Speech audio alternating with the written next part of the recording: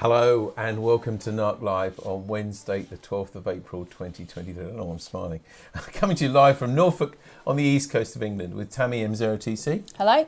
And David G7URP. Lovely to see you again. On tonight's show, operating from Market Reef and Bouvet Island with Adrian KO8SCA. International Marconi Day. We've only got 2 operating spaces left. And we find out what on earth this is. But we start with news of last Wednesday's AGM, which of course was in person at CNS School. And thanks to all of you who attended, we have nearly 60 people there, which is a great turnout. I must say it's the most we've had definitely since we started meeting again. Officers and committee were elected for the 2023-24 year.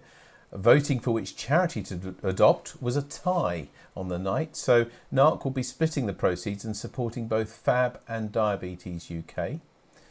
The live construction competition on the night was judged by Mark G0 TMT, and it was won by Colin G4 EYT with his Zuma TRX2 transceiver.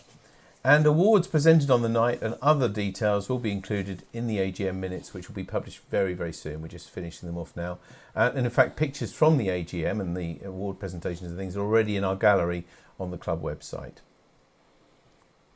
And talking of AGMs, the RSGB's AGM is this Saturday, the 15th of April, online and live at 10 a.m. which Tammy and I are again producing the live stream for them. So if you're a member of the RSGB, as the club is, and you want to find out more about the Society's work, its future plans and annual awards, plus a talk by our very own Steve G0KYA on how his team produced the invaluable propagation news every week, you can watch the RSGB AGM on YouTube by going to rsgb.org/AGM at 10 a.m. on Saturday. Now, International Marconi Day is not very far away at all now. It's on Saturday, the 22nd of April. It's our first event this year. And NARC is again running GB0CMS on International Marconi Day from KO8SCA Lifeboat Station. As I said, it's Saturday, the 22nd of April.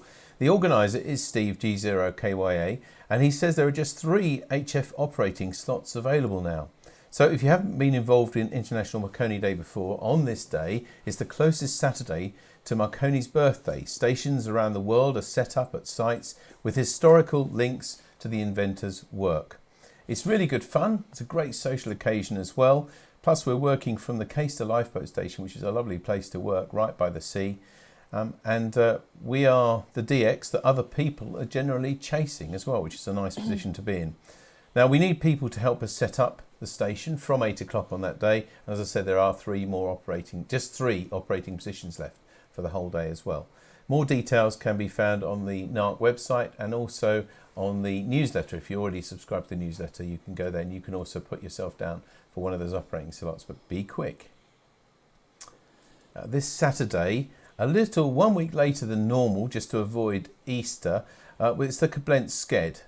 It's this Saturday at 10 a.m. on 7.123 megahertz, and we've got local calling on 145 250 megahertz. KO8SCA, of course, is twinned with Norwich, our nearest city, and our clubs are also twinned and linked in this way. And every month we have a SCED with them. It's really good fun, and just join in. It'd be lovely to. We had a lot of people on last month actually, so it'd be great to hear you on there.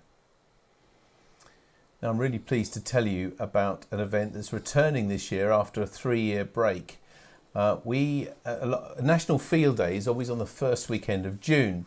But of course, we haven't been able to do either that or the other event that we put alongside with it, which we call Radioactive.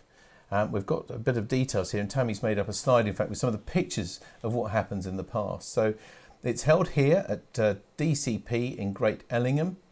We've got some large fields around us where we'll erect good antenna and good stations to work on National Field Day. But as important as that, there's also, we open up the building for Radioactive, which is a great opportunity to learn other skills and workshops, the sort of thing we just can't do online. I think you can see there from some of the pictures, people learning how to solder, how to make stuff. We've had workshops on actually etching circuit boards, which is rare to see nowadays. So you can actually make a printed circuit board from scratch.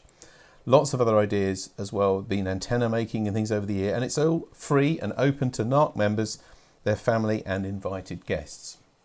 Now, there isn't really a catch in this, except that we want some ideas from you. We've now confirming that this event is going ahead, but obviously it's less than 2 months to go before it. So we really would love ideas. If you've got ideas of things you'd like us to do, you think would work well at Radioactive, then by all means let us know. Even better, if you can offer to do a talk or a workshop or a project or something to help, that would be excellent too. So this is quite a busy weekend. In fact, I've got here Tammy, if you could just, it reminds me of what we did for the last one, which, I hadn't looked at this, literally. This is the 1st and 2nd of June 2019, and this was for Radioactive 13. Maybe that was ominous, maybe that was the trouble. Why we didn't do one the year after. And you could sort of see the number of events that were going on. I don't suppose you can see all of those, but there we go. There's the programme there, but lots going on for here. And we hope to be as successful with it this year. And when we had things then, like setting up obviously the station on the Friday, a special sale of power supplies with test gear and scopes, things that were given to me, which we sold to for charity. We had a project making a QRP RF load and power indicator with Nick M0HGU, and he showed us literally from scratch, including etching your own circuit board, drilling and everything else. There was a weather and radio propagation forecast on the Saturday. In the afternoon, installing an amateur transceiver in a car, and then making a 2-meter antenna with Steve G0KY. And that was just the Saturday, and other things as well. But we need fresh, new ideas. We've had a break for 3 years. We've got cobwebs on ourselves and our brains, and we would love ideas from you. So please don't just think this is going to be someone else will do it. If you've got an idea, you've been to one of these events before, or you maybe never been to one, but you think this would something that would work really well on a workshop or something that we can do all weekend, in the first weekend of June, normally lovely and warm as well, then please drop me a line to the usual address. I don't know if we've got a caption actually, Tammy. Here we are. This is the usual address to contact us here for anything to do with the club or NARC Live, radio@dcpmicro.com. Please have a think about it. And finally, just one piece of members news this week. We've got a picture, and this comes from David G3VSJ. He says that his daughter Joanne, she's there on the left, she adopted a pony, but the pony had to be put down recently, which made her very sad. But she's adopted a new Shetland pony called Tinkerbell, and the grooms brought her down to the reception area so that she could say hello. And Dave's XYL Pat there is also there on the right. You may have seen Dave G3VSJ at various events, known by quite a few members of the club here. Thank you very much for sending that news to us, Dave. Don't forget with your news as well, please share it with us.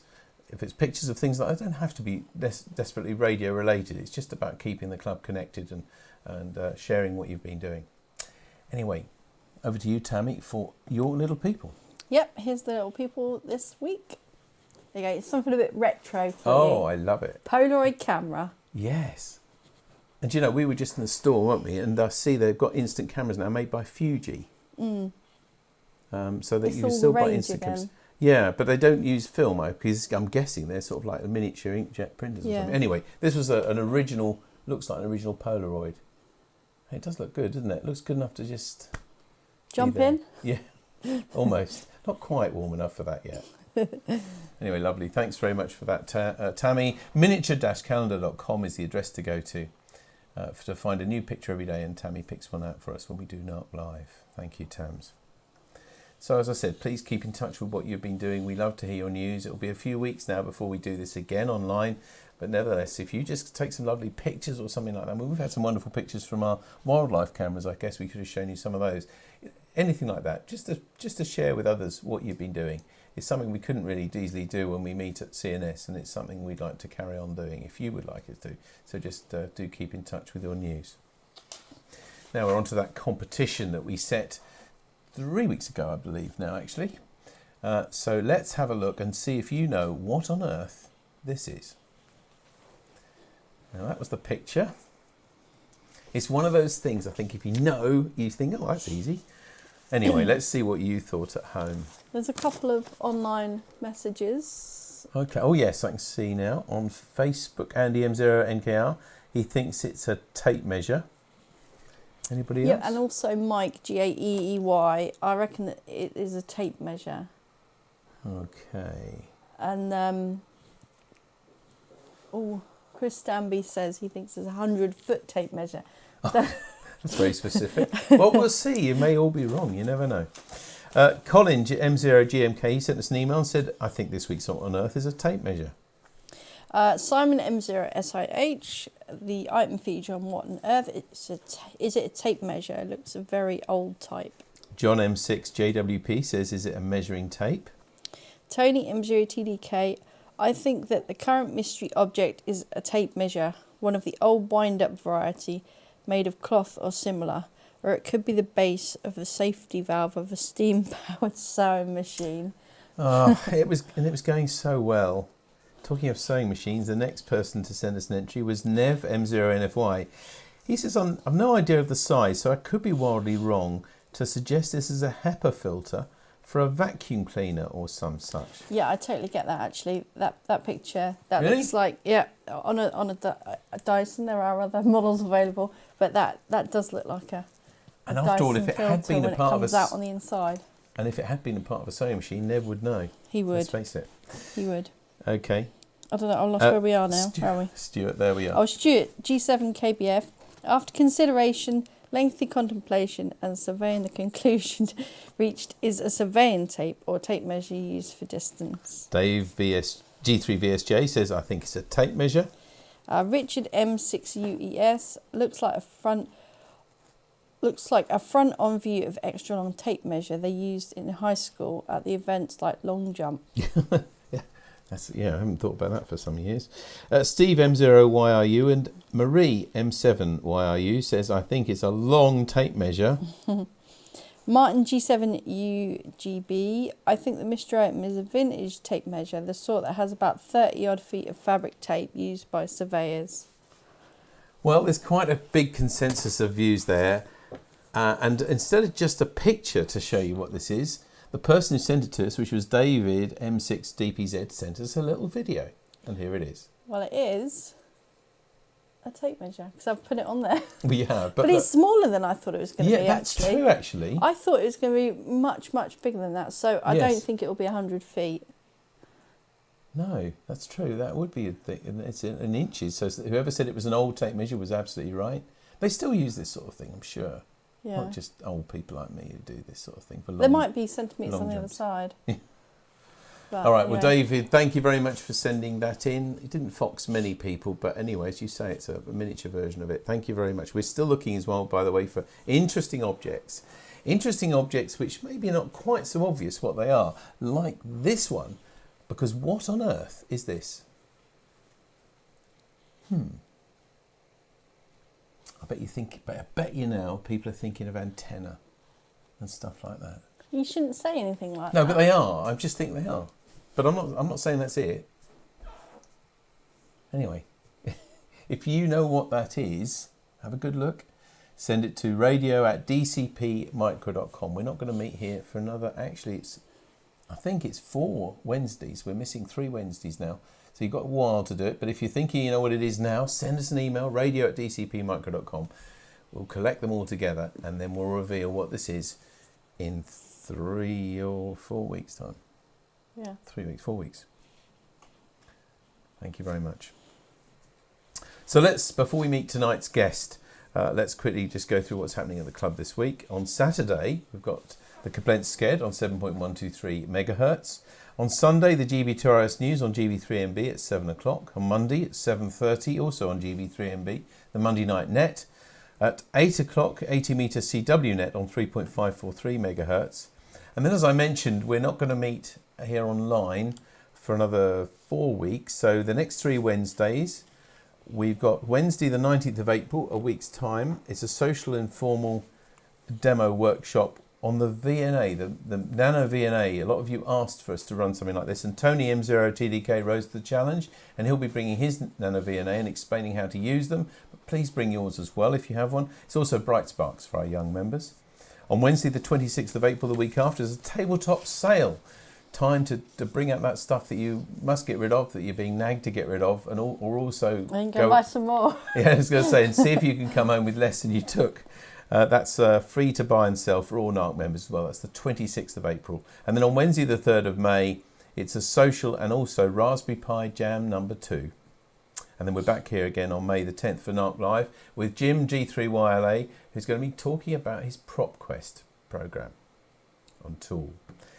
And as I said, let us have your stories and everything else to do with Norfolk Amateur Trading and what you've been doing as well. And of course, we're very happy to send this card to anybody that you just send us their name and address, and we'll be very happy to send this card to anybody to cheer them up.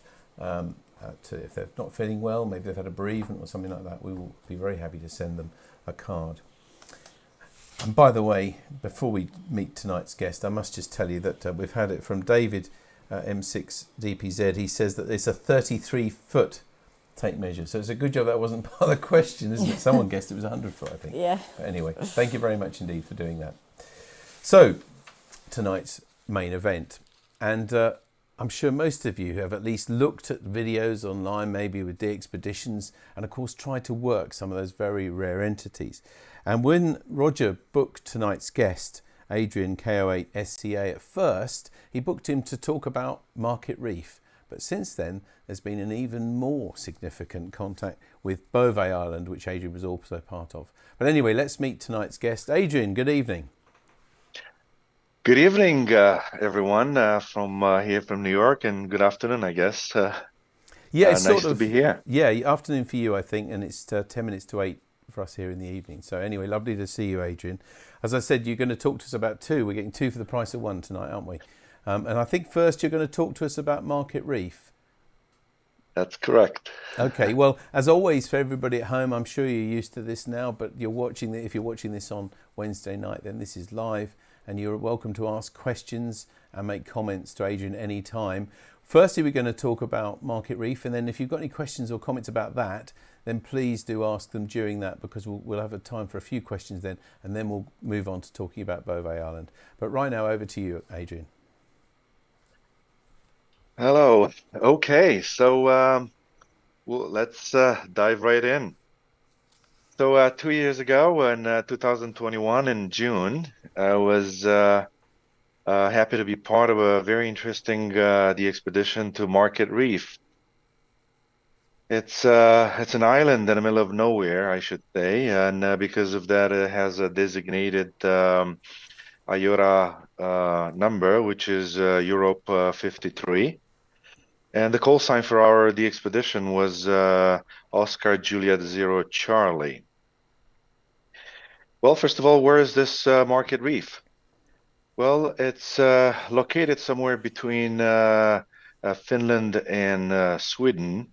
It's in the Baltic Sea, and it's quite up north, very close to the polar circle. And that basically dictates the weather and the amount of sunshine that the island gets.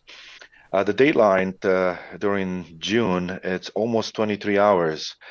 And that makes it very rare in the low bands because it's very hard to do 160 and 80 meters when the sun shines. So, and then during the winter, it's very hard to reach the island. So it's not, although it's not too far from mainland Europe, it's still a rare island, at least for the XCC. One of the interesting designations in the Book of Records is that it's the smallest sea island shared by 2 countries. Indeed, it's very small. That's why it's actually called a reef. How do you get there?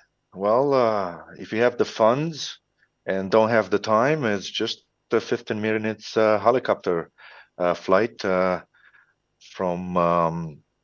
the Åland Islands.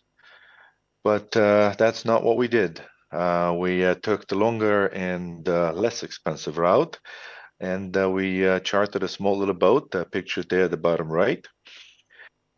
What we did actually, we started from Finland. We took a big boat from mainland Finland to Åland Islands, and that's picture there, the top left.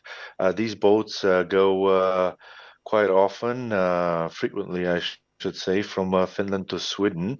It's a very popular pastime, and as the boat approaches Åland Islands, which is a tax-free haven, people get to buy a lot of items, including alcohol, for a lot less money.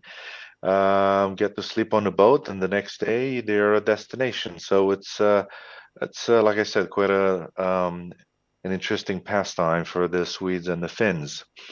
So the good thing is that you can drive and park the car inside the boat, and that's what we did. And we arrived in Åland Island, and from there we took the little charter boat that's pictured at the bottom right.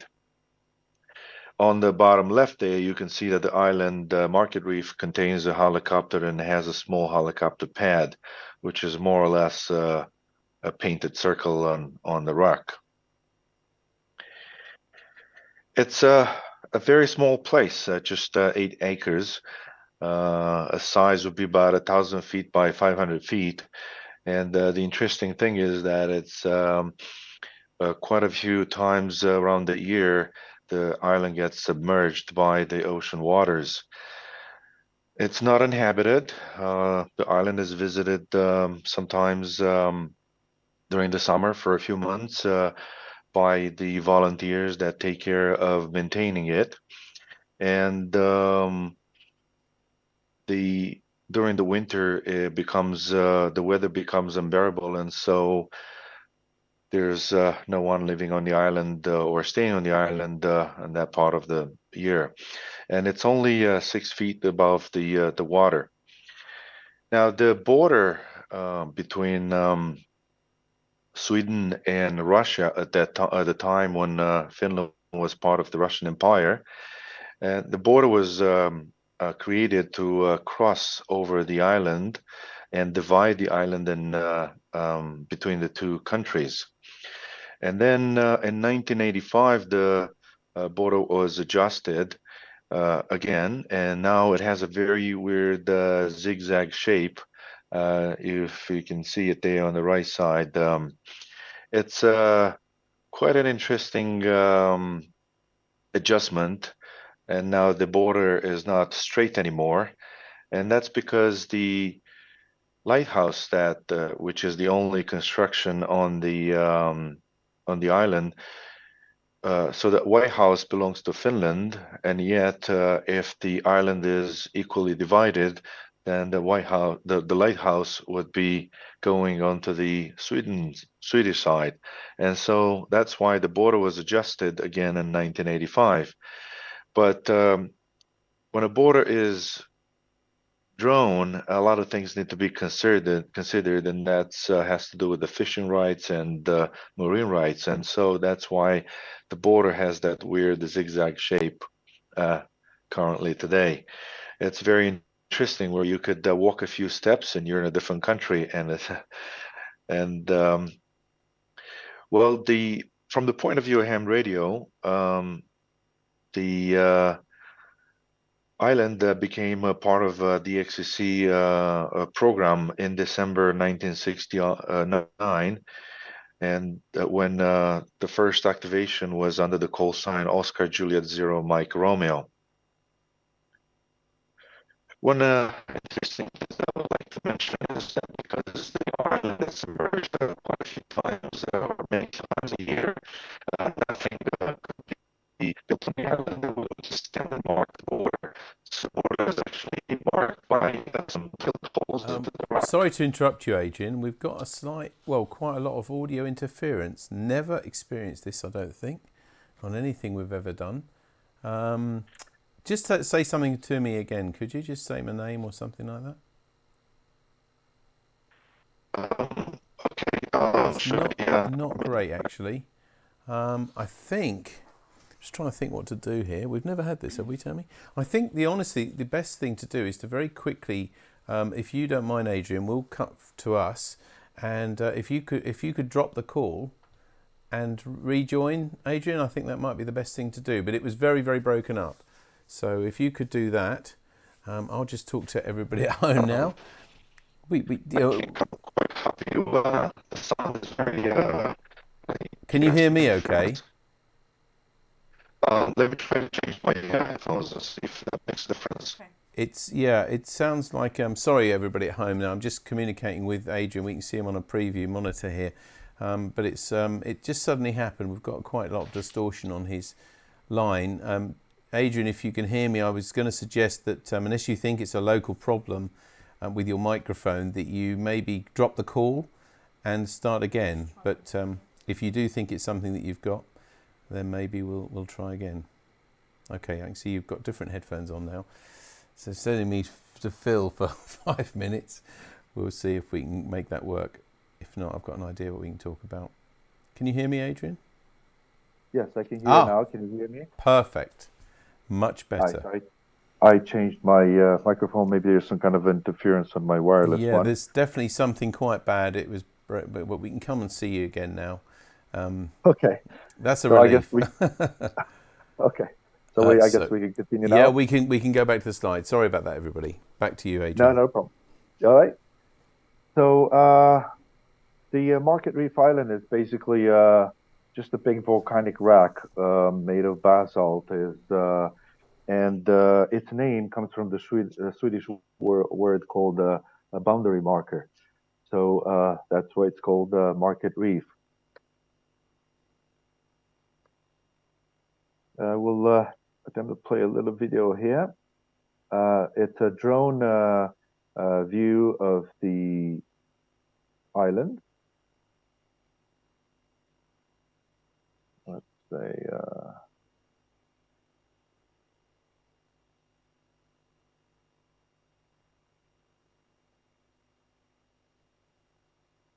all we can see here, Adrian, is a black screen. All right, let's see if not, then I'll just the videos sometimes have an issue yeah, we playing. did try this though, didn't we? We had. I remember when we did the rehearsal Saturday, we looked at or Monday maybe. We saw penguins and they were okay. Oh, it's very strange. We did see a picture at first, a still picture, but I can't see. Can you see moving pictures there then? No, the video is still loading on my end, so it looks like it's. We're gonna pass by that. Okay. We'll attempt again maybe later on. So as I said, the island is just a big rock, and if you just look around, you're probably not going to see much. But life has a way of finding its way even in the most desolate places. I read a book that there are at least 23 different plant species on the island, and then I started to look more closely, and I did find what kind of flowers and grass and birds and so forth. And one of our team members actually even spotted a little snake, which is pictured there at the top left. I guess maybe the water or the wind carried the grass with some eggs, and that's how that little snake got on the island. One unexpected thing that happened when we arrived there, we were greeted by some volunteers with big brooms. And at the beginning, I wasn't quite sure what to make of it. I thought maybe some kind of Finnish custom that I'm not aware of. But once we get on the island, we were given a safety demonstration. And we were told that the birds, some kind of terns, are actually very aggressive. They're not used with humans too much, and they do lay quite a few eggs right behind the lighthouse. And as such, as a safety precaution, every little bit of work that we had to do to install antennas and other equipment had to be done in pair, where one of us would hold a big broom in the air to scare the birds away. And in addition to that, we had to wear construction plastic hard hats, basically construction helmets, as they are pictured there at the top of the screen. The a Finnish Lighthouse Society, which is in charge of maintaining this lighthouse. Like I said, the only construction on the island. They started to do quite a bit of work starting in 2006. Basically, they maintaining the lighthouse, and they also um, are in charge of the little store that's on the island. Pictured there. Sometimes visitors come in with chartered boats. They stay for about an hour or two. They take pictures, maybe buy a little snack or t-shirts or some other souvenirs, and they leave the island. And that those proceeds are used to maintain the lighthouse. They were also in charge of our meals, and that was always a good time to spend on the island. Everybody had their own stories and explaining why they're doing this. Quite a few people wanted the adventure, and they used their vacation to stay on the island for a few weeks or a month or a couple of months to enjoy the quietness of the ocean and do some meaningful work for the Lighthouse Society. Also, because there's nothing that grows on the island, everything needs to be brought in. That includes the fuel, water, food, and so forth. So there's quite a bit of a storage unit at the basement of the lighthouse, and one of the items that I saw there, in addition to a lot of tools, I did see quite a bit of wood for burning. I did not quite understand what it is for. But later on, that becomes quite evident. The kitchen was pretty well equipped. They even had a nice refrigerator, and that helped with us having quite a good time on the island. There's a weather station. It's considered Market Reef is considered one of the windiest places on Finland, and as such, one of the universities there installed a weather station to log the wind, which during my stay there never stopped, and it averages to 10 to 12 meters per second. And but starting in 1977, the lighthouse was automated, so now it's all computer controlled, and all the data is sent wirelessly to the mainland for processing.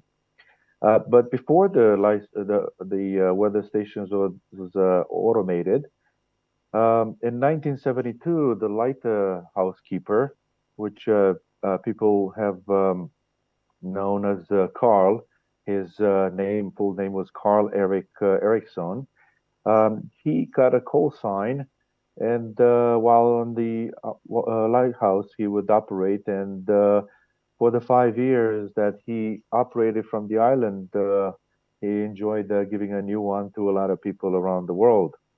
At this time, there are about 20 licenses for Market Reef, mostly tourists that would come in for the summer and would spend about a week or 10 days to enjoy the pile-ups and giving up a new one during the summer. There's no water on the island, fresh water, and that has to be brought in. And so there's no ways to take a shower. As such, I was told that the only way to do so is to use one of the cold water pools on the island. And once I tried it for a few seconds, I realized that's not the right way of getting a bath. The water was definitely too cold to enjoy it.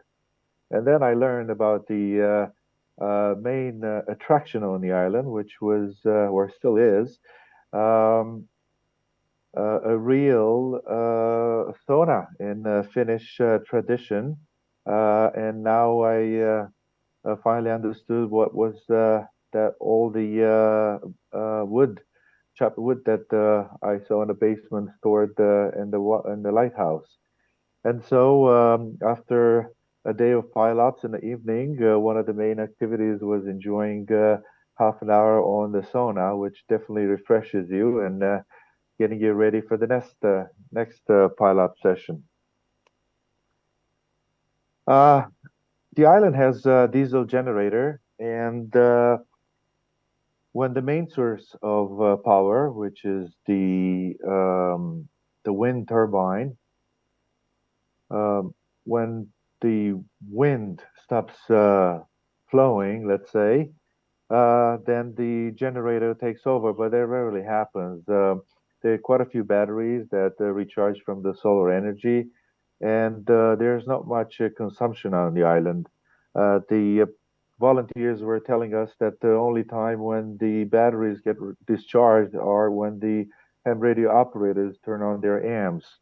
And so that's why the lighthouse even had a refrigerator. There's plenty of power and very few consumers.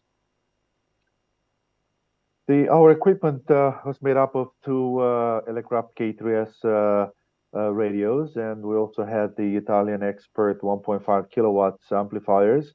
Those are very popular with the ham radio, the Expeditions, because they're very light. So are the radios, the Elecraft K3S radios. And the Duo is perfect for the Expeditions. They're high quality and they're very light, and that's one of the important characteristics that the Expeditions are looking for. Our main purpose of this expedition was a 6-meter activation, and 6-meter um, market reef is quite rare, and so we installed a 6-element Yagi, and that was our so-called piece of resistance that basically did the job perfectly. We were Our main goal was to give a new one to the ham operators. They are fan of the 6-meter band mostly in Asia and North America, where this island is extremely rare. They say that the 6-meter band is called the magic band, and you don't really understand what a magic band is, which because 6 meters is mostly closed all the time, but when the band opens, mostly in the summer, June, July, it really does provide a lot of magic. I have some screenshots here of the FT8 screens, and it's amazing to see so many Japanese and Asian stations and also North Americans. So when the band opens, the activity really fills up the band.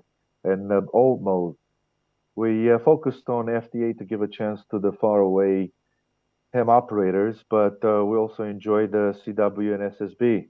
I was having some QSOs with the European stations in SSB, mostly Southern Europe, and some of the hams are telling us that opening in SSB to Market Reef have not happened in 20 years. So those kind of comments really make you um, be happy and enjoy the fact that you put all this effort to reach Market Reef and do the pileups. We use all the available software for FT8, WS JTX, but also the JTDX, which is popular in Asia, and also the MS HV. This is a little bit of a screenshot to give you an idea what happens when the magic band becomes magic. You see the openings there to Asia, making QSOs from Market Reef to Asia, and particularly Japan, is extremely difficult. Openings are quite a few during the summer in Scandinavia and UK, but going up there were high latitudes where Market Reef is totally different. So we will see the openings in Europe, and then the propagation goes up a little by little, and then finally the bend opens for Market Reef as well, and then you really start enjoying the heavy pileups. For HF, we installed some slopers from the lighthouse to the bedrock of the island. It was just an amazing thing what a sloper can do in the middle of the ocean where there's no noise, man-made RF noise, that is. And I can certainly say that those slopers worked as well as a beam uh, in the mainland Europe. The team was made up of eight operators, and it was divided in two different teams. The first team stayed on the island for the first week, and then the second team came the second week. The reason for that was the time when the expedition took place is the middle of the summer for the Finns, and so everyone had to contend with the time for family and their own vacation.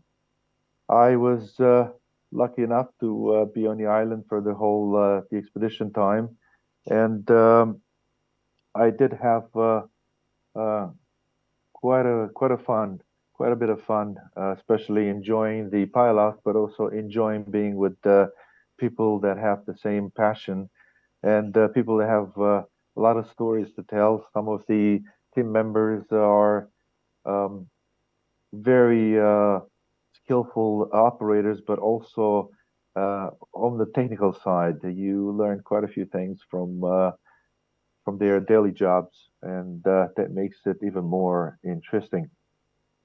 For those of you that worked us, or um, you have probably received our QSL card by now. It's basically a picture of the lighthouse with the team and also the 6 meter beam in the background. Statistic wise, we did not make a lot of QSOs, about a little bit over 13,000, but our main goal was the 6 meter band. And in that band, we did quite well, almost 2,000 QSOs. And they were distributed uh, as expected, a majority of them being an FD8, and then the next bunch would be almost 500 of them in CW, and the remainder in SSB. Of course, the other bands provided a lot of enjoyment when the 6 meter band was not open, and it's always a pleasure to operate, as I said, from an area that has S0 noise floor. You basically can hear absolutely everything, and that's with just a piece of wire, a sloper from the top of the lighthouse to the bedrock of the island. As expected, the 20-meter band was the workhorse, followed by the 30-meter and then the 17 meters. 12 meters was also open quite a bit, and that provided quite a few new ones around Europe and around the world. I should say a big thank you for the organizer, the main organizer, which was Marty, OH2BH, and everyone that was in ham radio for any amount of time would know the name and the call sign behind that name. And he uh, he was the force behind the organization and the logistics of this 3 weeks amazing trip that I had in Finland. For me, the expeditioning started in 1991 when, as a little kid, a teenager, I should say, instead of doing teenage stuff like running after girls or whatever the teenagers do. I was sitting in front of the radio and one Sunday morning, and I worked my first DX, and that was the Zulu Alpha 1 Alpha. I was trying to figure out what country is that, and I gave up shortly afterwards because I didn't know that many countries starting with a Z in Europe. And then later on, I remember going to the local radio club where I was again the little kid there and nobody was paying attention. But then I pulled out my QSL card, the red QSL card from the expedition, and all of a sudden, all you hear is silence, and everybody was looking at the QSL card, obviously a new one for everyone at that time. I also want to thank everybody in the team. I had quite a bit, like I said, quite a bit of adventure, and usually it's the team members that provide the excitement and the adventure when you are in the expedition. You learn a lot of things from your team members, and they learn a lot of things from you, and you become friends for life. We also had a lot of Japanese supporters, like J1, J81 Bravo Kilo, and our beloved friend who is now SK, Zoro, Juliet Hotel 1 Alpha Juliet Tango, and they supported us in making sure that we are successful the expedition, and we so that we can work many of their fellow countrymen who uh, see for whom market reef is extremely rare.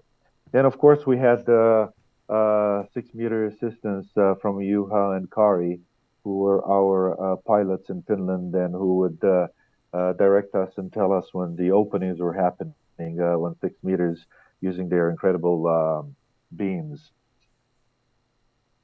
Well, after the expedition in Market Reef, I had the fun of or the pleasure of activating in the IRA contest in July under the Oscar Fox Zero Hotel Quebec. We were the 40-meter team for Finland, and that was from the Åland Islands, in particular the Brando Island, which is part of the Åland Islands. The team there has an incredible superstation, taking advantage of the low noise floor and the big towers, and it's one of those moments in a contest when the pilots are really there to see your real skills as an operator. We had a lot of fun. It's a station that's normally designed to do the so-called SO2R, and they access it, the Finns access it remotely. But in this case, we adjusted the setup so that the three operators, which was Nico, Pekka, and myself, to activate the station for the IRA contest. Afterwards, I had the pleasure of going up north and enjoying a little bit of the Arctic Circle propagation during the summer from Radio Arcala, one of the biggest stations in the world, if not the biggest one by many standards. Unfortunately, the big and famous 160-meter beam that was built there and destroyed just a few years before I arrived. And the reason I got acquainted and known about Radio Arcala under the call sign Oscar Hotel 8 X-ray, it is indeed a pleasure to operate from such a super station. I remember trying the different modes, and then I switched to SSB, and I was talking to a few guys in South America, and one guy from Chile said to me that it's impossible for me to be from Finland because he can hear me better than on his cell phone. And I told him, yes, I am in Finland, and I'm operating from an incredible superstation with lots of towers, and well, I had fun on every level. I also had the pleasure of visiting the Santa Claus headquarters and seeing the beautiful plains and woods um, of northern Finland, as well as trying some unusual foods that unfortunately I can't remember the name. But picture there, for example, is the so-called bear soup. All I can say was quite interesting. This is these are some pictures taken in the winter at a time when the superstation Radio Arcala had the big 160-meter tower, probably unique in the world. And to the right I have listed some of the characteristics of this incredible superstation that's laid out on 40 acres of land up north and close to Oulu, Finland. Oulu is or used to be the headquarters of Nokia in Finland, and so has the privilege of quite a few technical minds. I used the Yaesu FT5000 amplifier radios and the OM amplifiers. And again, this station is also or is set up to mostly be accessed remotely. That radio tower that had the 160 meter, the famous 160 meter antenna, collapsed sometimes in 2013, and it has it was famous among other things in the fact that it needed about 120 gallons of paint, and it's almost like the Eiffel Tower, where you start painting it, and by the time you finish painting it, it's already enough time has passed that you have to start all over again. And then afterwards, I operated under my using my call sign from Marty's home station as well. And for those that worked me under those call signs, I have printed a very nice GSL card. And if you work me, please request one. It's free. So if you want to enjoy it, please email or use the normal QSL avenues to request it. Well, at the time I created this presentation, I had in the works 2 de-expeditions. One happened already, which is Bouvet Island, and the other one is still in the works, hopefully coming at the end of this year sometime. And that was Whiskey 8 Sierra, which should be happening in Swains Island, which should be happening, as I said, sometimes at the end of the year. I will give the microphone back to the studio now, and I'll take any questions you might have about my adventures in Finland.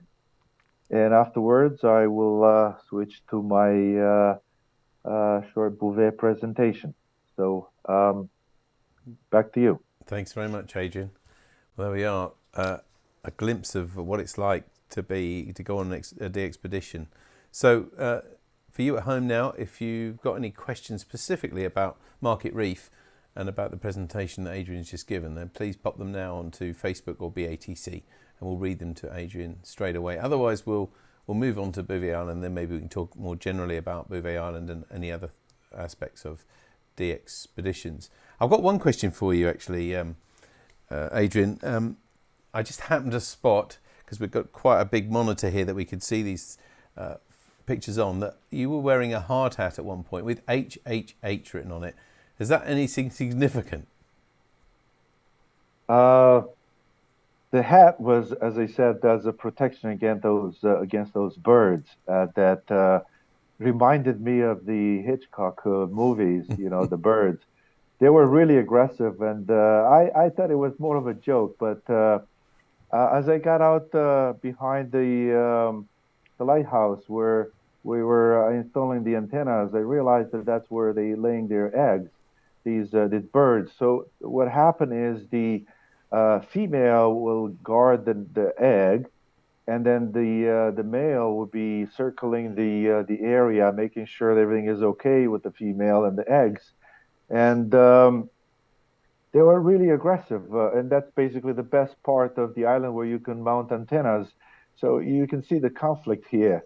And then I realized that getting out without a hard hat is quite a bit of a risk, just to use a mild word. Yeah, the volunteer on the island actually told us that a couple of years ago they had an incident where somebody was hit by the beak of the bird, and so they instituted this law or rule, I should say.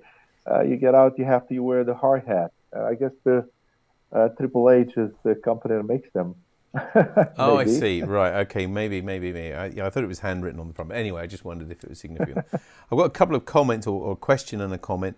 Firstly, Andy M0NKR said over on Facebook, he said it was lucky to get a 6 meter QSO. So I guess that means he did make contact with you. I don't know if you've heard of Andy M0NKR.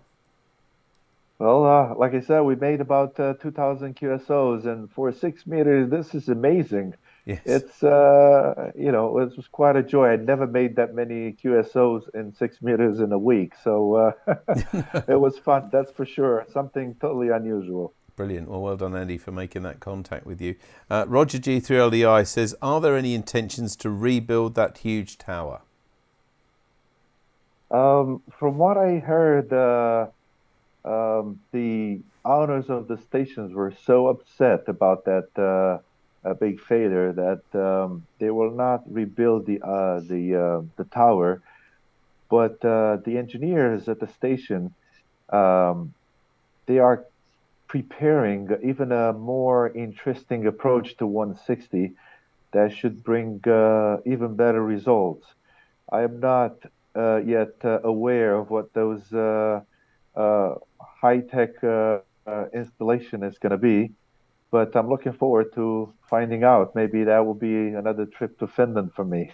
Yeah, that sounds like a good reason and a good excuse. All right, Adrian, well, thanks for answering the question specifically on Market Reef. I'd like to hand over back to you now for your presentation on Bouvet Island, and then, of course, everybody's welcome to ask questions and make comments during this presentation and straight after as well. So back to you.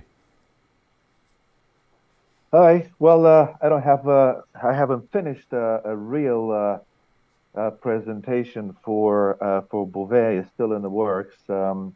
We're planning to present at Visalia coming up next week, and also Dayton coming up in a few weeks. And so, but I do have some pictures that I'm going to be commenting on to give you a little bit of an idea of what going to Bouvet is like. So, for those of you that don't know, I'm going to tell you a little bit about Bouvet before I start digging in and looking at some of the pictures during the expedition. So, Bouvet is the second rarest uh, DX entity out of the 340. So, the second rarest one, the only one that more rare is North Korea, and that's rare for totally different reasons than Bouvet. Bouvet is rare because it's very hard to get to. And when it's very hard to get to geographically, it becomes very expensive.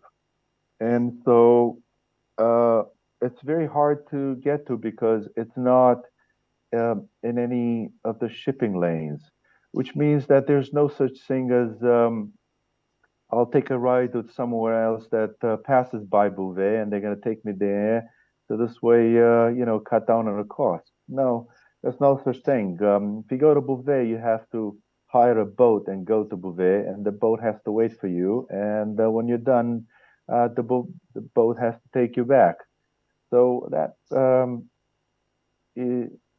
brings quite a few challenges. The last successful the expedition in Bouvet was about 20 years ago, and that was I think about 8,000 QSOs. There were two attempts in 2018, and they both failed because of the weather and some other additional reasons, boat failure and so forth. So it's not an easy place to go to. Our team that was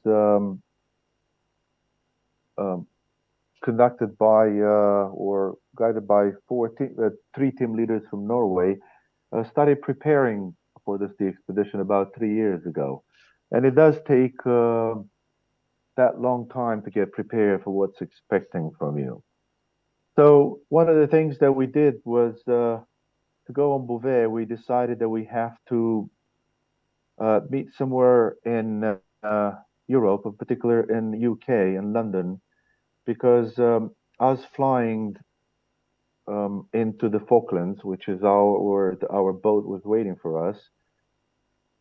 was quite a gamble, because of COVID and for other reasons. Although there are flights into the Falklands from different parts of the world, like Chile, for example, those flights are not reliable. And taking a military flight, an RAF flight from UK, has one big advantage. If the weather is bad or something is not, good, then the flight will wait, but will not get canceled. And so we decided that we're going to meet in London, and I particularly flown from New York to UK, and the whole team was greeted by quite a few hams from UK, and we had uh, farewell dinner in at one of the local pubs. And this is one of the it was not for the first time when the team met, or the whole team met, but it was the first time when we also met with our consultant, when the whole team met our consultant, pictured there on the right. This is his name is Peter. He is the guy behind, or the brain behind our um, approach on landing and surviving on Bouvet. From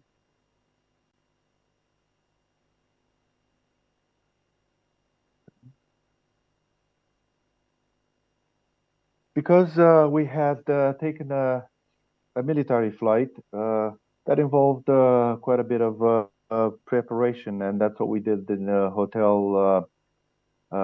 We did in a meeting in the hotel lobby. The preparations were needed because we had quite a bit of electronics, and this was a military flight, as I said, and also a very long flight, about 17 hours. So before heading to the Norton Airport, somewhere 2 hours outside London, we had to set up certain details and get ready. We had quite a bit of equipment with us, although most of the equipment was in the container that left Oslo for the Falkland Islands sometime in September. We did bring quite a bit of personal equipment. Everybody was a bit afraid that, you get on the island and what if you need this, what if you need that? And so we all brought extra bags with us. And finally, we've got in the airport, and we were impressed in the sense that there were no issues. Everything worked according to plan. People in charge sent us all kind of paperwork, and we, prior to our arrival at the airport, we followed the rules, and they responded accordingly. So happy to say that we enjoyed the fact there were no issues, at least not at this point. So we got into the flight. Although it's a military flight that brings supplies to the Falklands, the planes themselves looks just like regular civil aviation flights, and they were comfortable. It's a long flight, so you try to get busy. Because it's such a long flight, it has a stopover for refueling in D4 Cape Verde Island, and the rules are that when the flight is, or the plane is refueled, everyone has to get off the plane, and so we did. And for 2 hours, we visited the airport because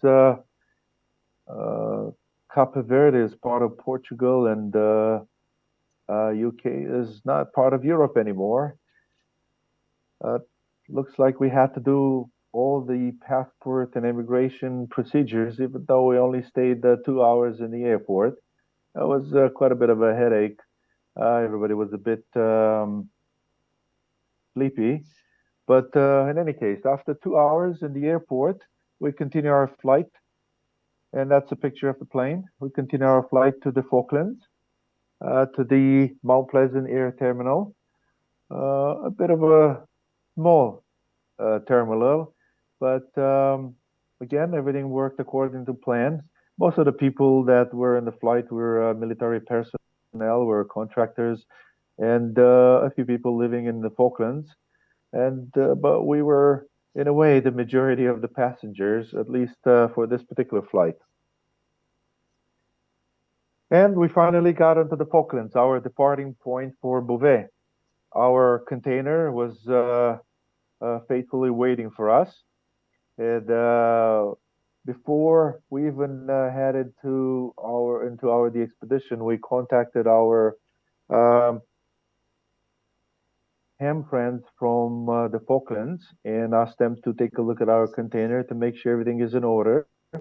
And they did so. We wanted basically to make sure that there was no water damage or mold or anything like that. But um, to our pleasant surprise, they told us that everything is in order and we should be happy at the moment when we arrived.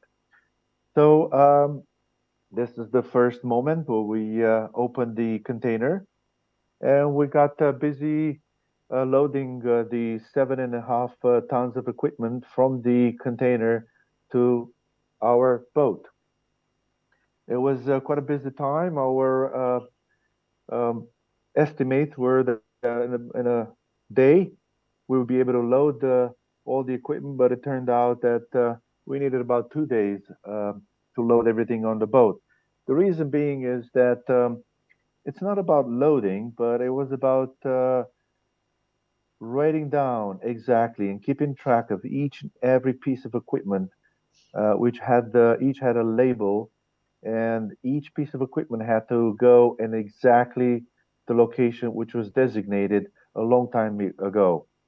Our consultant visited the boat sometime last year in April. The boat was at that time stationed in Brazil, and our consultant, together with the team leaders and the boat captain, decided where each and every piece of equipment should go in the boat. Um, our boat, as you're going to see later, is a sailboat, and such is not really designed to carry a lot of equipment. So we had to do a bit of a compromise. Um, we wanted all the advantages that a sailboat will bring, which is lower cost, higher speed, and lower cost because you can use the sails to move as opposed to the engine. Uh, and so we used some of the bathrooms in the boat as the storage areas. The boat even had a sauna, but we decided that it's to put it to a better use, and that is storing some of the equipment. Most of our equipment was stored or packed into those red plastic waterproof barrels. These are used in the fishing industry, and one of our team members has a fishing business, and he provided these um,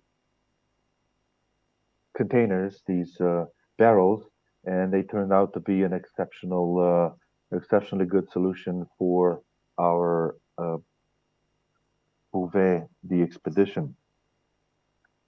For the heavy items like the generators, which are about 100 kilos, we needed to get the help of some of the local people, and we used heavy machinery to transport them from the container into the boat. This is a picture of our boat. The name of the boat is Marama. It's a French boat with a French owner and a French crew, built in France.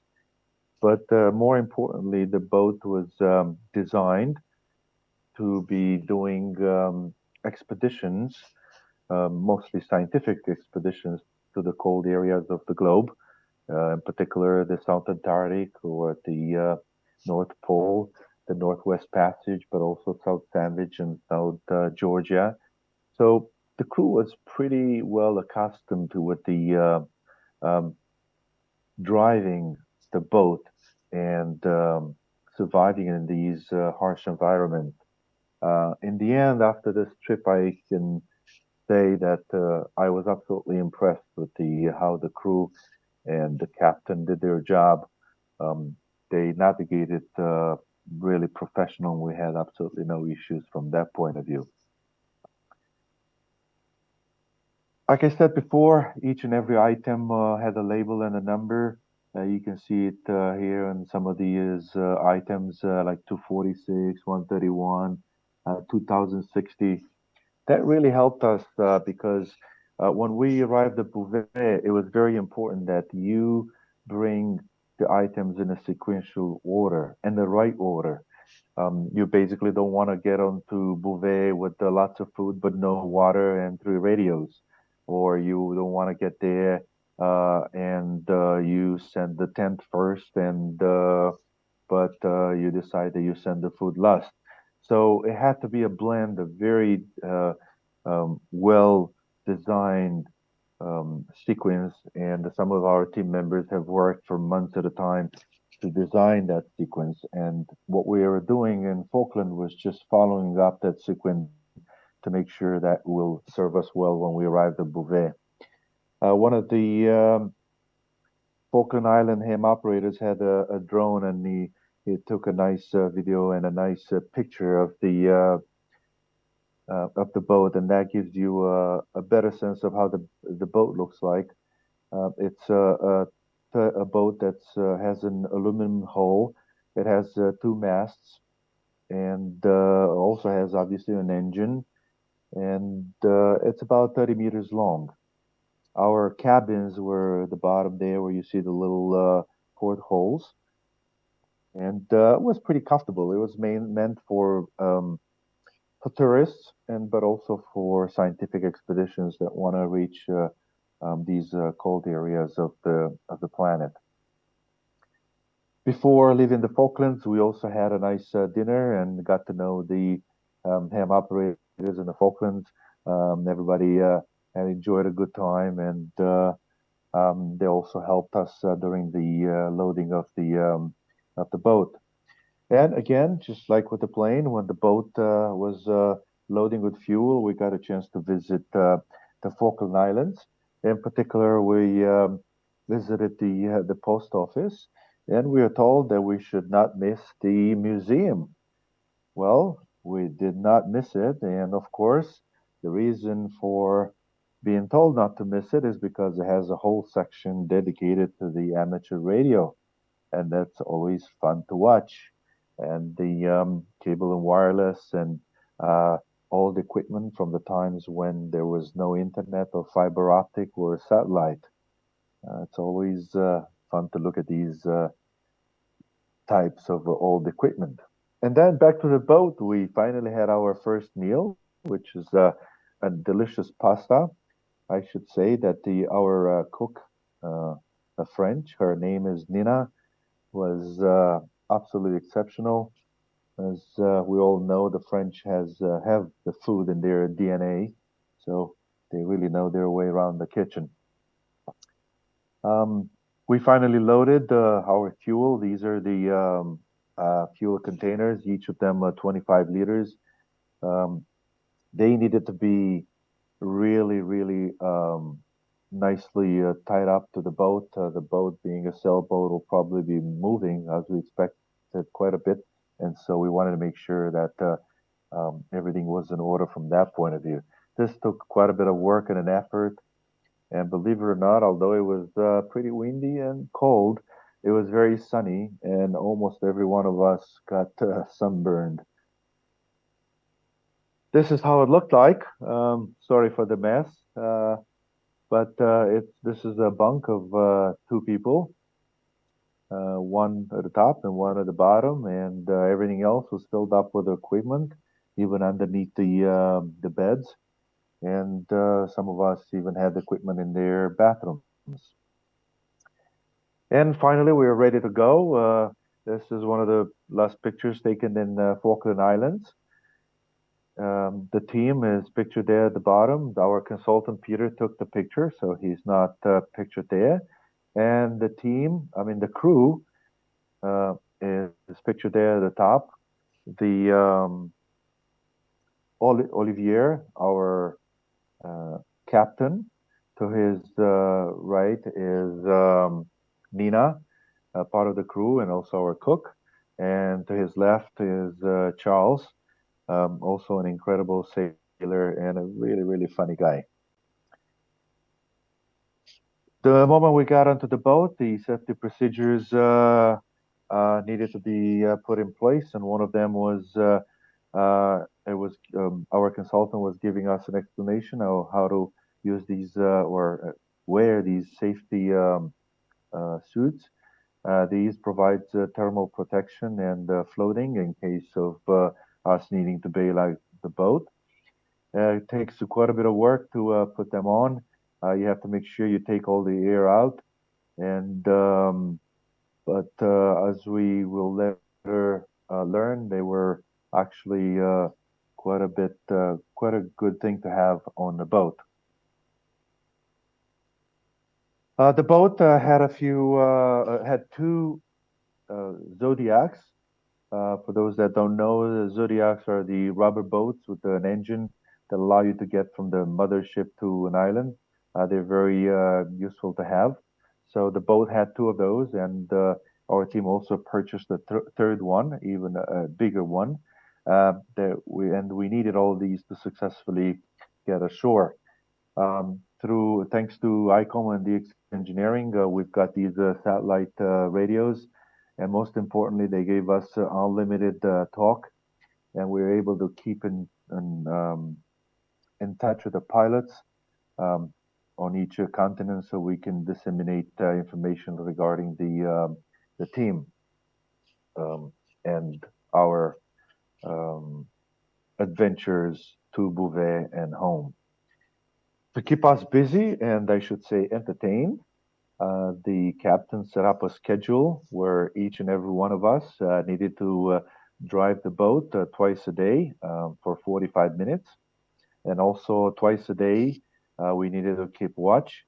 We mainly needed to look for icebergs, which were quite abundant in the area they were planning to go. It was quite a bit of fun, and it was a welcome distraction for all of us.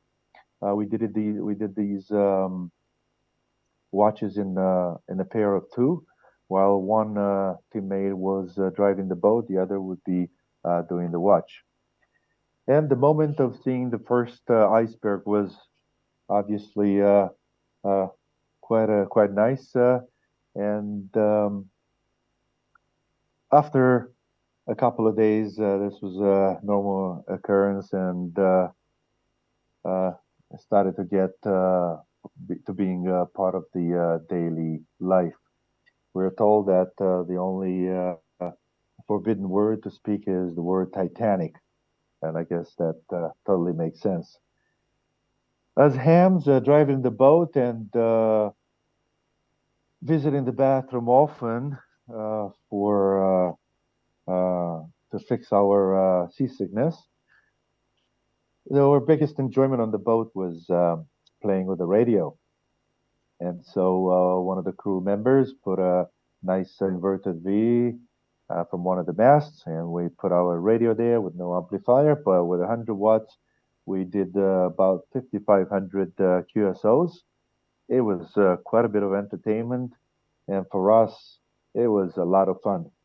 It's a pleasure to have to do again radio when there's no noise or man-made noise like it is in the cities. There's a picture of the schedule for the watches posted on the boat. You can see there the times, and I think every 12 or 15 hours we had to do one of these watches, and that was fun. I think the biggest issue with that is getting into the necessary equipment to go on the deck. It took at least 15 minutes. You know, you get to dress up with all these heavy clothing, and then on top of it, the safety equipment, and you always have to be connected to the boat. And that took, like I said, close to 15 minutes to get ready. Another picture of us, one of our teammates, Caesar, enjoying the pile-ups on the boat. One of the days, our team member Erwin, he is French, although he lives in Norway, he speaks obviously good French, and he was explaining Charles, one of the crew members, what we're doing there. He didn't quite took him quite a bit of time to grasp the idea of what that 5-9 means. So, but in the end, he shook his head and said, "Okay, whatever it takes, we'll help you guys do the 5-9 on Bouvet." So we had a lot of fun on the boat, but our big moment arrived on January 31st in the morning. We finally got on the deck and we saw the beauty of Bouvet Island. The weather constantly changes in the area, and so the 20 minutes of bright sky that you see here disappeared pretty quickly and was taken over by fog and rain. And so, although most of our pictures of Beauvais are looking like this, those are very few moments when you can get a clear sky to take pictures. We had waited quite a bit, and the weather was not perfect. As you see there, the weather is pretty foggy, but we said that even though it's foggy, we can take the Zodiac and a scouting team of our consultant and 3 team members will go ashore. And so they took the Zodiac and they went ashore to identify the best beach section where we can land, as well as the best section to put up the tent, set up our camp and antennas and so forth.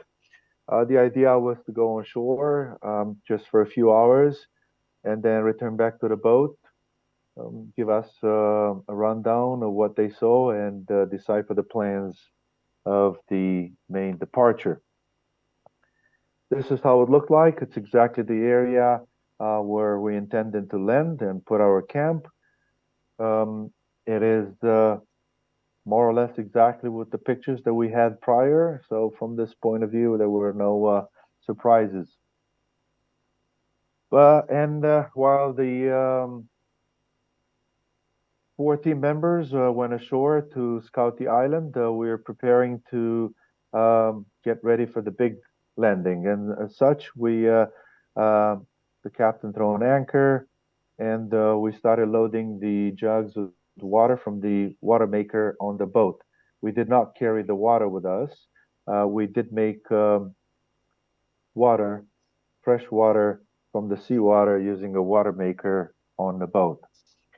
And once the preparations were on the way, the weather changed significantly. And as such, the boat had to leave and look for an area that would keep us safe on the boat. And as such, the 4 team members were left on the island, and they had to be on their own and survive. And as the weather improved, we were hoping to go back and recover them. They didn't go there empty-handed. They did have the proper emergency equipment and such, but the initial stay was supposed to be a few hours. The weather did not improve as fast as we wanted, and maybe 3 days later, we were able to only provide them with additional food and water and some equipment, but the weather was still really bad, and some of the equipment that we delivered was lost in the sea. On the 4th day, we're finally able to send a Zodiac and recoup the 4 team members, which returned to the boat, and provided us with the details of what needed to be done. A meeting was held, and basically the idea was landing with the Zodiac is doable, but very difficult. but a better choice would be to use our backup plan, or one of the backup plans, which is setting up a set of buoys in the um, in the sea, buoys connected with a rope with anchors into the shore, creating a closed loop system that allowed us to get people and the equipment to the shore. So the team voted, and the idea was that we needed at least 6 team members for this approach to be possible. And so, through votes, 8 team members decided they want to be in the um, first stage of getting onto the island, and 4 of the team members decided to stay on the boat and go on the second step. So for the first step, we said we're going to go on the island. 8 people will bring with us the minimum necessary equipment to survive for maybe 2 weeks. The minimum amount of radios, 2 radios, no amplifiers, no chairs, no desks, and just the minimum so that we can get things going.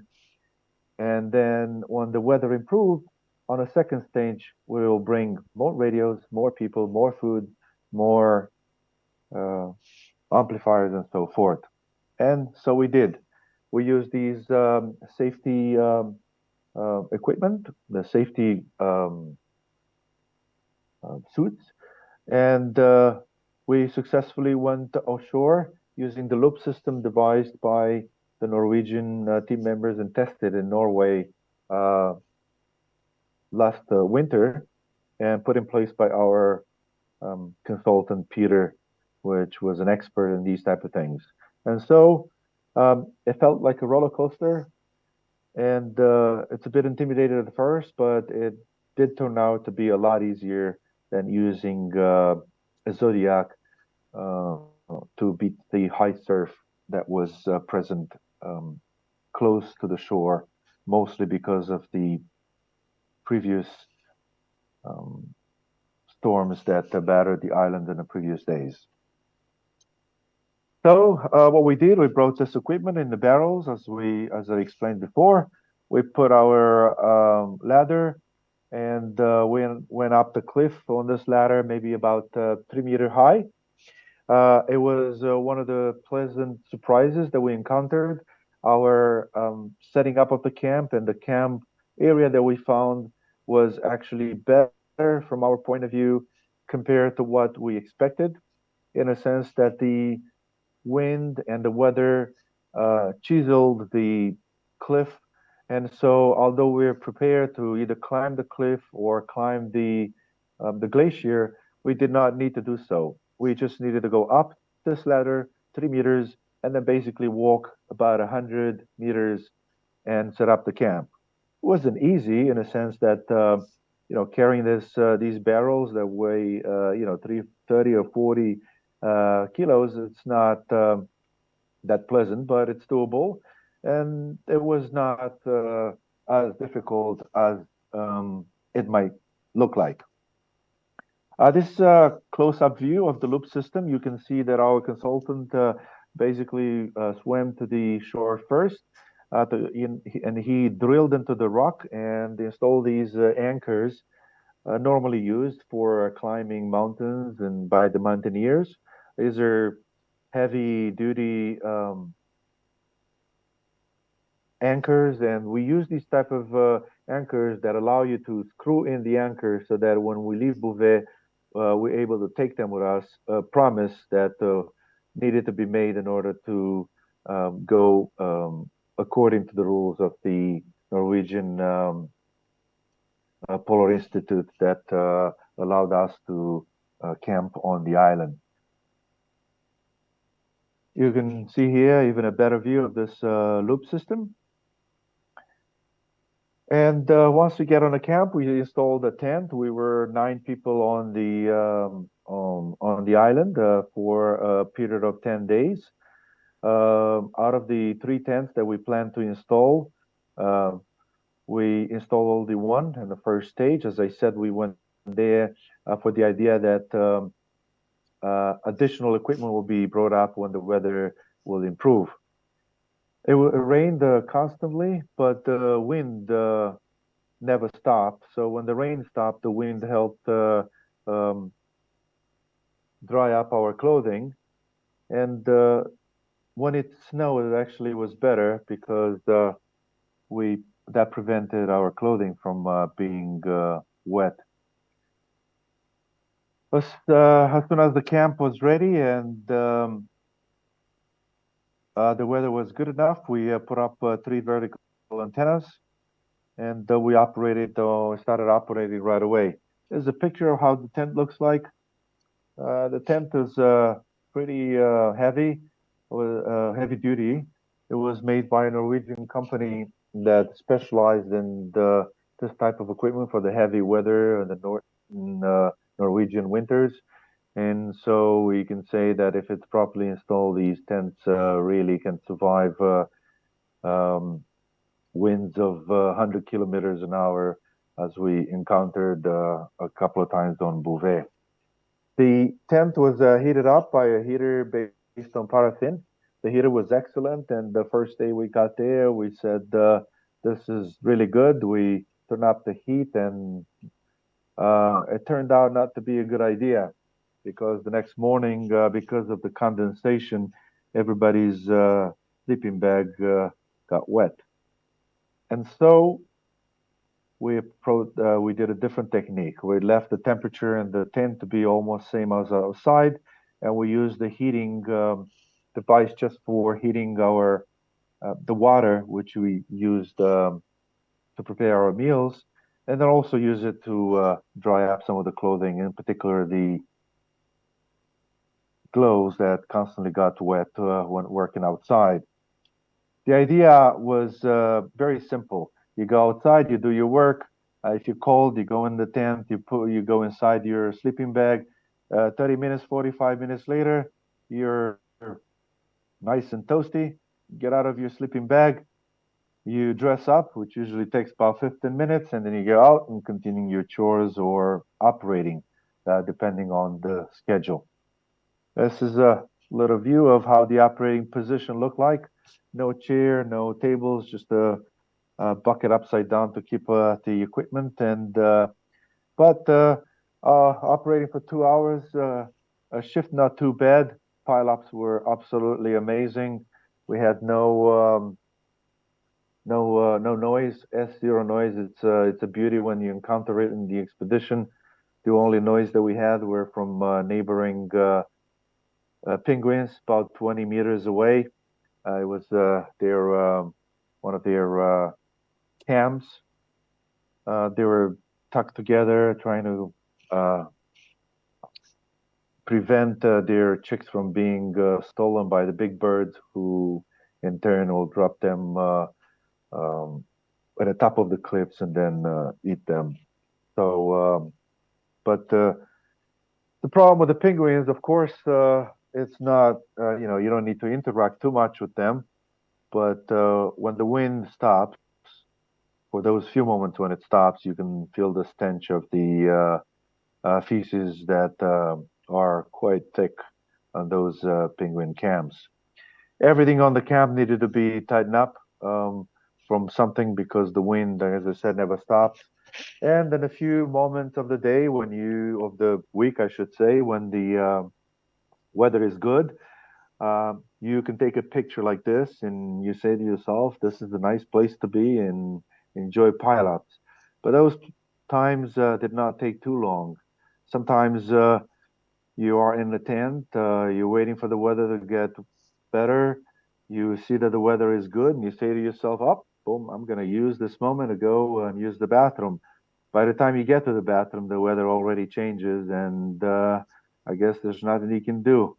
But naked, you have to do it, otherwise can't continue your day. In the picture there at the bottom, you see our clothing or bags were covered by that blue tarp, and to the right we had the leftover equipment in those blue barrels. The equipment was made up of two Elecraft radios, 100 watts. These are battle-tested radios. They were really nice to operate, as nice as having that spicy sauce on the left on our meal. Another picture of operating, and this is how one looks like when you didn't have a shower for quite a number of days and you're tired constantly.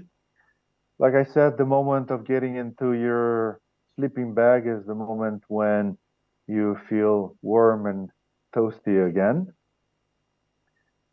Uh, the water was being boiled, and we used these MREs, meals ready to eat, basically um, it's like a little envelope, plastic envelope, where you pour water, and then you stir a little bit for about 5 minutes, and then you have your dinner, either with some fancy Italian names, and which were excellent, unless you keep eating them for a long time. Then you start remembering the good food at home. One of the few moments when it didn't rain, but it snowed. A glimpse of how the ground looked like. These sharp rocks were not too friendly with our feet. You had to be very careful because when wet, they could become very slippery. So going to the toilet outside, it involves quite a bit of effort. One of our doctors were actually mentioning that to his calculations, going to the bathroom would consume us 200 to 300 calories. Our tent, although survived, it needed to be tied up quite intensely, a lot more than we needed. Our consultant um, really was instrumental in figuring things out and how to do this the right way. We put a lot of rocks around the tent, and we used a heavy mountaineering rope to tie up the rope with anchors that we drilled into the rock. Again, a glimpse of our one of the most uh, anticipated moments of the day. We had a hot meal twice a day, and that was always welcome. And then for lunch, we had a cold meal, usually nuts or dry fruit or something similar. This is how it looks like, not visually appealing, but pretty tasty. And when you're hungry, everything looks a lot tastier than it is. Well, our weather break on Bouvet never materialized. After 10 days of waiting, we finally had a big break. The weather was absolutely excellent. It was the best opening that we had, and according to the weather predictions, is the best weather we're going to be having for a long time. It turned out that this good half a day incredible weather was actually the calm before the storm.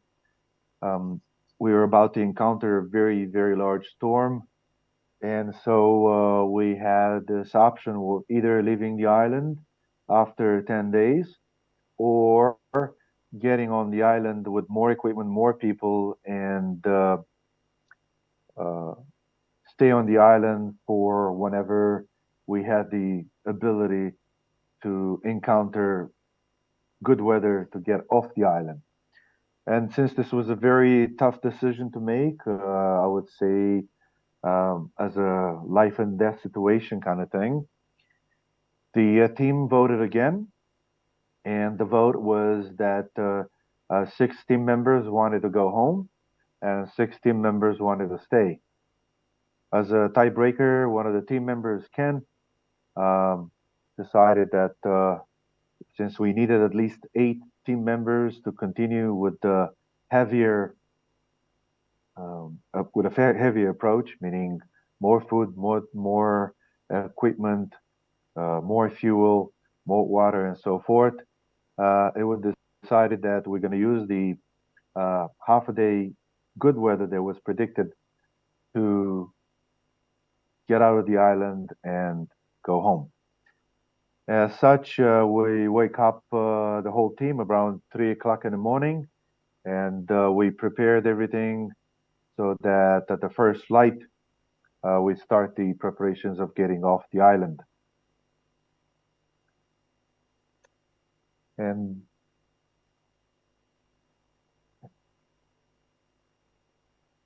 while on the island, we used VHF radios provided by ICOM to stay in touch with the boat.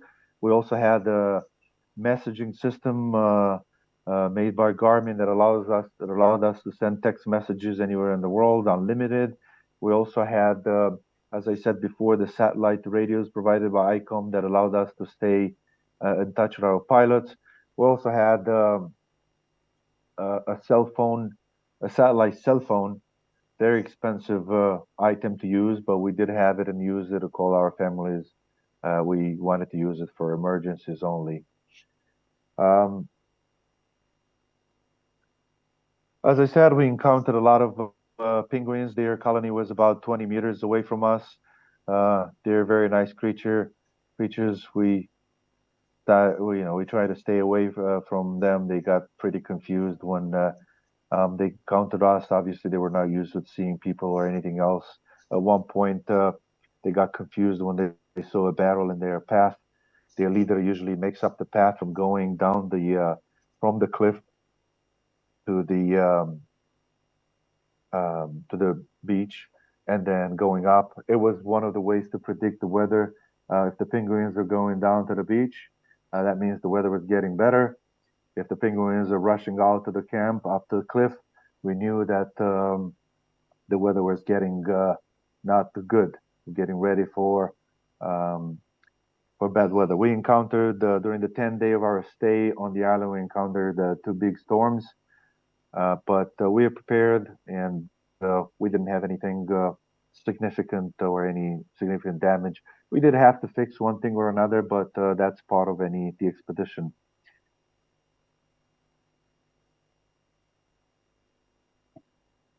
This is a beautiful view taken at a day where we prepared to evacuate. If you take a look at the bottom there, you can see the size of the beach. One of the ways you can tell the weather is good is that the beach is very large. As the weather becomes increasingly bad, the beach becomes shorter and shorter until the waves crush right into the ice. At that point, there's no beach, and the glacier or the ice on the glacier falls onto the ocean. The way that the weather was affecting the beach size and our landing was actually kind of generated by the storms in the area. When you have a storm, the storm generates a lot of waves, and some of these waves keep traveling, and you encounter them even a couple of days after the storm was over. So when a storm was over, it wasn't and the weather was good, it doesn't mean that the waves were friendly to us. I have a little video. Hopefully we can see it.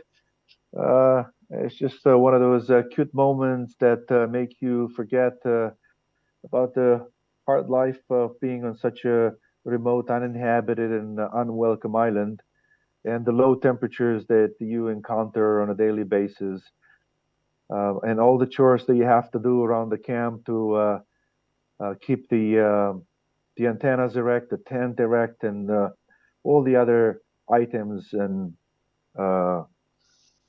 things that you encounter. You look at these penguins and you say that to yourself that, well, life is beautiful indeed.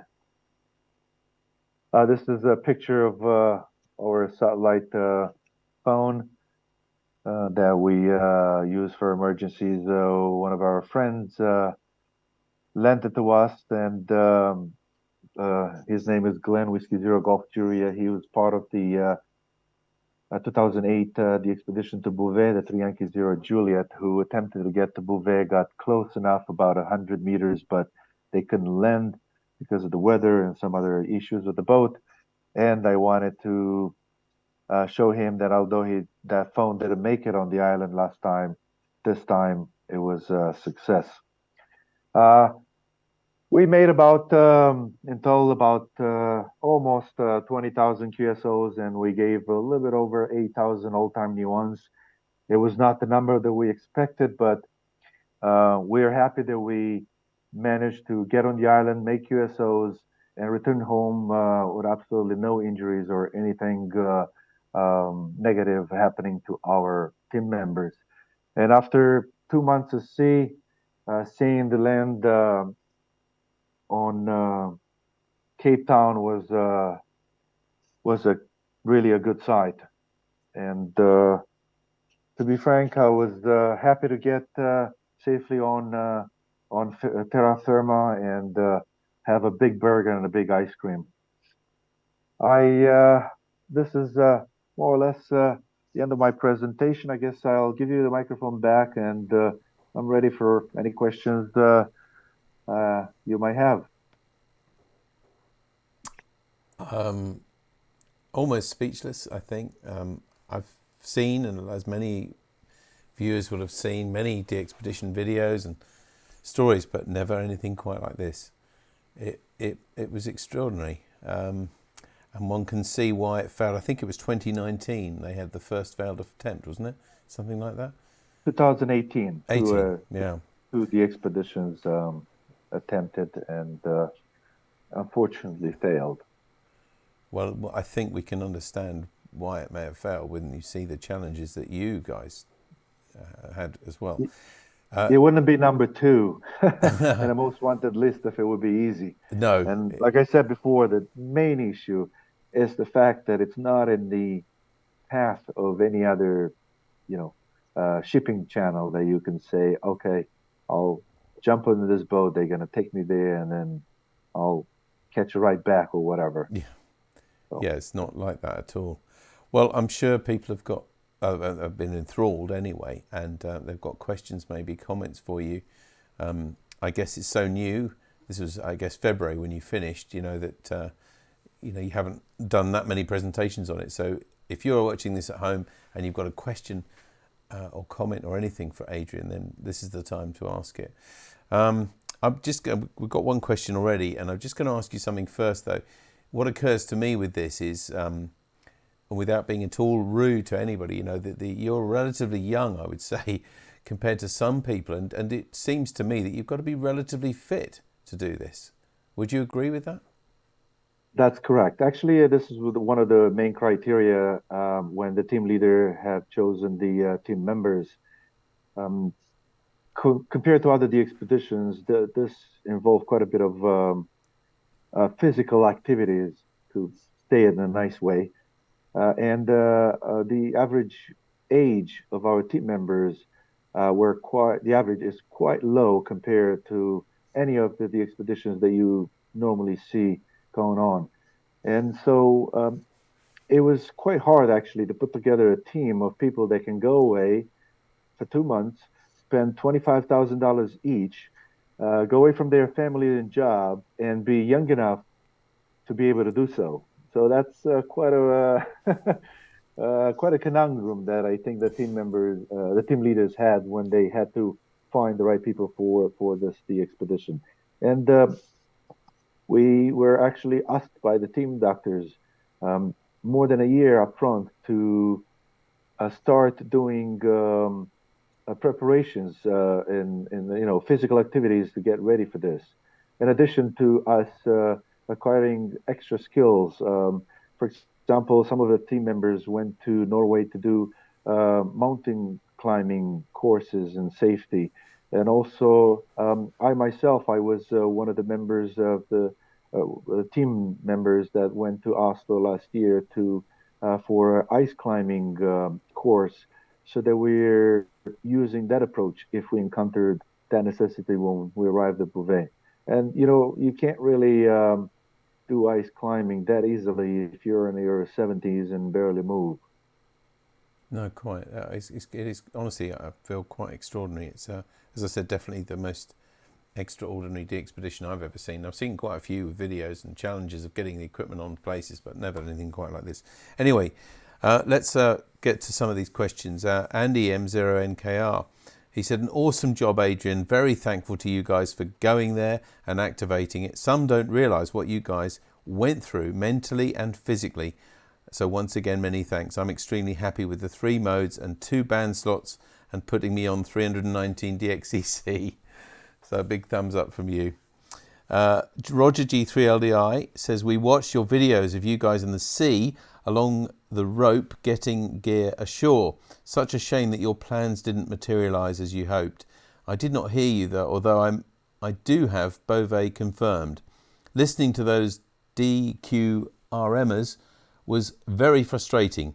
I can only imagine what you must have felt. Any ideas how you can handle these, well, he says lunatics, so I've got to read what he says. Any ideas how you can handle these people in the future? Well, I guess what is known is with these DQRMers, it's like the up police and the pileups. You basically, the more you ignore them, the more chances they will stop what they're doing. So that's one approach. Another approach that we attempted to do, and I heard that's probably going to be quite a bit of a norm from now on the expeditions, is that the operator will listen to his own frequency on one of the ears and the pileups on the other. And by doing so, if you hear a DQRMer, you move up a little bit or you move down a little bit. So this way you give a chance to people to hear you and the DQRMer to realize that he is not stopping you from doing what you're doing. And but in the end, this is a frustration, I guess, from the fact that many have tried and not be able to get into the log. And usually you get into the log if you're a good operator. And then after that, of course, if you have a better station and other skills come or equipment come into the equation. But learning how to operate properly and how to get into the log, it maximizes the amount of QSOs in the log and minimizes the repeats that the expedition had to do. It was frustrating for us as well because although we can hear very well, we realized that people can hear us. And that was partly because of these DQRMers. So we had to repeat our controls many times, and that brought down our rates. Sometimes the pileups were between 30 to 50 kilohertz wide, so they were huge. And then sometimes it took us, 5 times calling someone to get him in the log, getting our rate to like 50 a minute, which is, a rate that you absolutely cannot possibly encounter on the expedition with such a wide pileups. Yeah, such a selfish act for these people really to do this as well. If they, I can only assume, unless they're totally uncaring people, if they'd known what you'd gone through to put this on, they would never have done it anyway. We better not dwell too much on that more. Malcolm G3PDH says, I'm sure that there are millions of questions, but just amazing story and congratulations to everyone involved. Jim G3YLA says, propagation-wise, which continent produced the most consistent signals? By far Asia, and in particular Japan. The signals were absolutely strong all the time. It was a bit unexpected, I should say. We had no trouble hearing all the continents, but Asia was the farthest away from Bouvet, and North America and Europe were more or less equally distanced. So after Asia would be Europe that we heard very well, and Europe would North American signals will sometimes be under the European pileups during the day. During the night, North America had no issues being heard. So, but again, because Asia, for some reason, had very good propagation, we had a disproportionate number of Asian stations in our log. Thank you. Paul 2E0NXL says, excellent, at least you don't have to wear hard hats when with the penguins, not like the other place. Market Reef. That's true, I suppose. Good point. No fierce Good point. turns over there, and the penguins look quite delightful. What I've got a question for you, maybe to wrap it up here. What would if say you were going to go and do that again, with knowing what you know, and apart from the weather being indeterminate, what would you do differently, do you think?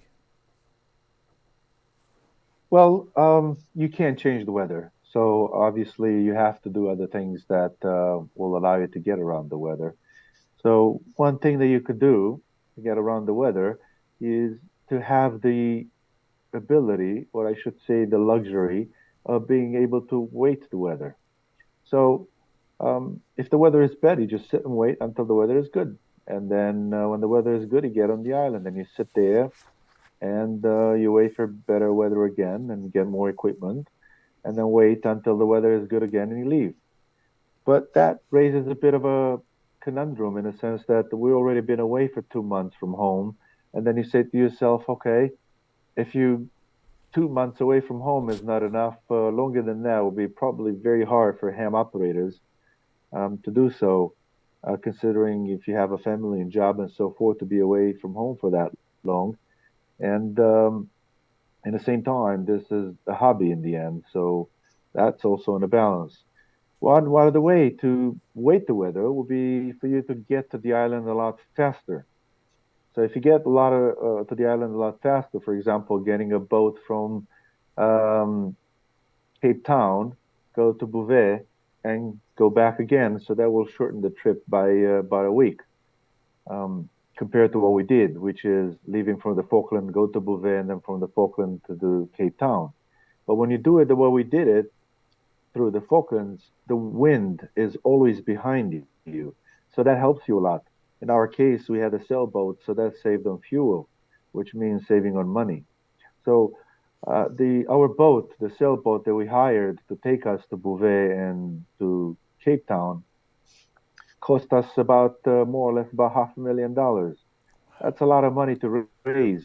So if you want to get a faster boat that will get there faster so you can stay on the island longer, then you get into a different issue where you have to spend more on the boat to get a faster boat.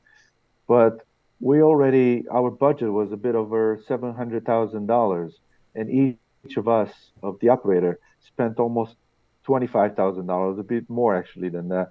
So $25,000 each. That's a huge amount of money from any perspective. So then if you want a faster boat, then where you get the money? Because then you're talking about boats that cost over $1 million.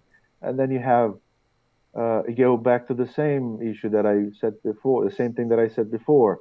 You spent this much money, but in the end, it's still a hobby. So you don't want to go overboard with that either, spending millions of dollars to get there.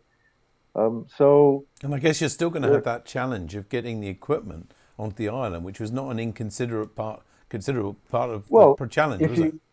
If you get there faster, then you can wait longer for the weather. Okay. So then you get more, because the weather windows are not long. So basically, you have, let's say, a 3-hour, a 4-hour window. In that window, you have to get something on the shore.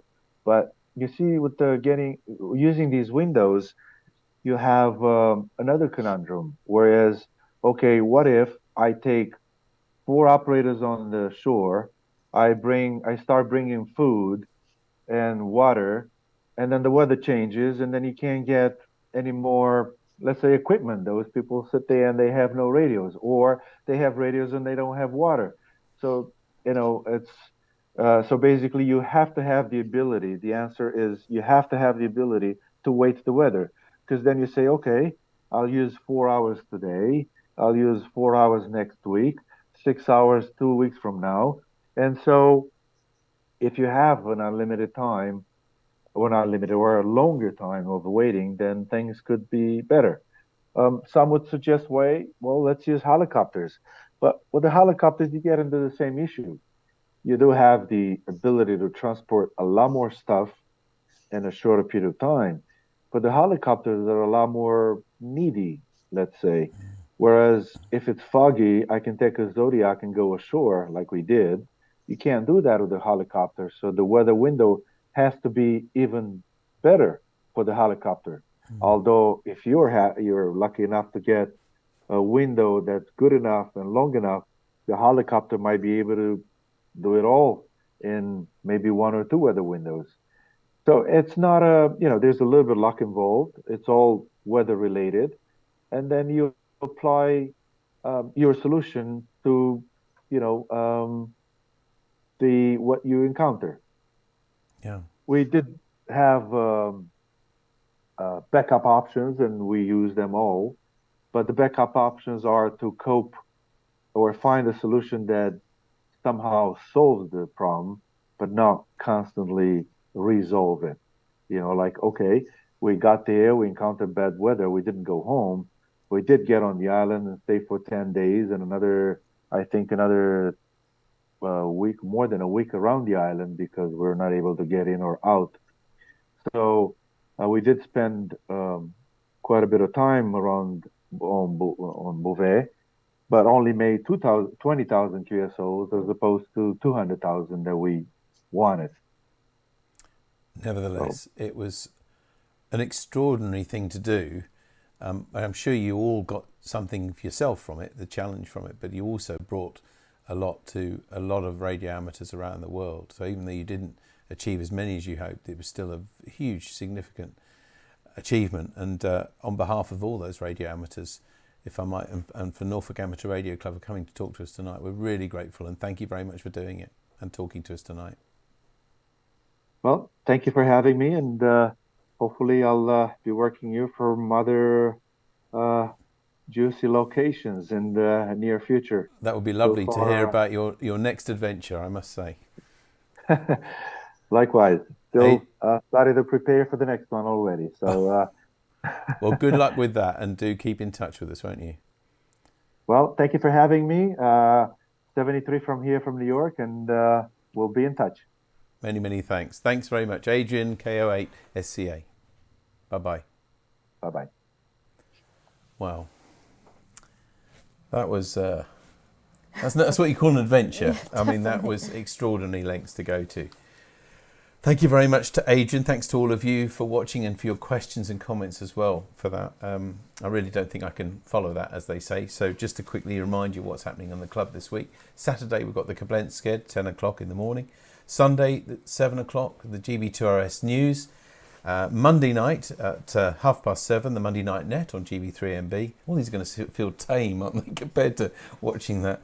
And at 8 o'clock, the 80 metre CW Net on 3.543 megahertz. And then, remember, for the next 3 Wednesdays, we're going to be meeting at CNS School next week for Bright Sparks and Nano VNA. If you've got one of those, please go along to that. On Wednesday the 26th is a tabletop sale, and Wednesday the 3rd of May it's a social plus the Raspberry Pi Jam 2. And we'll see you here again in a month's time on May the 10th for NARC Live, when Jim G3ILA will be coming to tell us about his wonderful tool PropQuest. But until then, that's it from us, from Tammy M0TC. Bye-bye. And from me, David G7URP. Take care of yourselves, look after each other. Bye-bye.